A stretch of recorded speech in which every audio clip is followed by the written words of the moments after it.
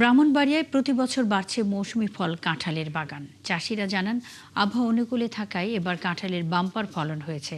কৃষি বিভাগ বলছে, চলতি মৌসুমে জেলায় প্রায় 11,705 মেট্রিক টন কাঁঠাল উৎপাদন হবে, যার বাজার মূল্য প্রায় 22 কোটি টাকা।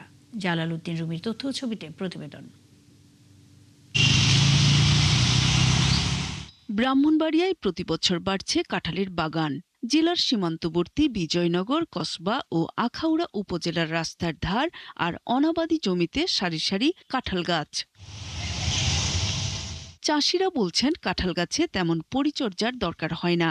আবহাওয়া অনুকূলে থাকায় এবার কাঁঠালের বাম্পার ফলন হয়েছে। প্রতিটা গাছে কাঁঠাল 300, 400, 500 এরকম। আর কাঁঠাল সেরকম যে পরিচর্যা লাগে না। ফসল ভালো, এরপরে আছে আমার 20-30টা গাছ। এরই মধ্যে পাইকাররা 4,500 থেকে 5,000 টাকা দরে 100 কাঁঠাল কিনছেন। কুমিল্লা, হবিগঞ্জ, কিশোরগঞ্জ সহ দেশের বিভিন্ন জেলায় যাচ্ছে এখানকার কাঁঠাল। আমরা কিনতেছি 4,000 কিনতেছি, 5,000 কিনতেছি, কোন 6,000 টাকা দর কিনা আছে। আগুল বৃষ্টি পড়ার কারণে আমাদের এবছর কাঁঠাল অনেক সাইজে বড় হয়েছে এবং কাঁঠাল খুব সুন্দর এবং সুস্বাদু মিষ্টি। কৃষি বিভাগের কর্মকর্তারা বলেন, চলতি মৌসুমে জেলায় প্রায় 11,705 মেট্রিক টন কাঁঠাল উৎপাদন হবে, যার বাজার মূল্য প্রায় 22 কোটি টাকা।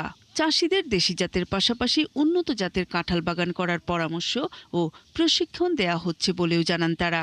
কাঁঠাল চাষিদেরকে ধরে রাখার জন্য এবং উৎসাহ করার জন্য আমরা 12 মাসি জাতের কাঁঠাল আমরা সম্প্রসারণ করছি।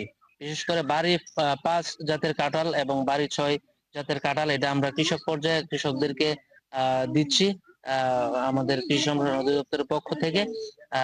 এগুলা যেন চাষ করে 12 মাস কাঁঠালের চাহিদা পূরণ করা যায়। রোগ ও পোকামাকড়ের তেমন আমরা সমস্যা দেখিনি, যার কারণে আমাদের যে কাঁঠাল আমরা যেভাবে আশা করতেছি, ইনশাল্লাহ আমাদের সেই সম্ভাবনা আমাদের অর্জিত হবে। জেলায় 992 হেক্টর জমিতে কাঁঠাল বাগান রয়েছে।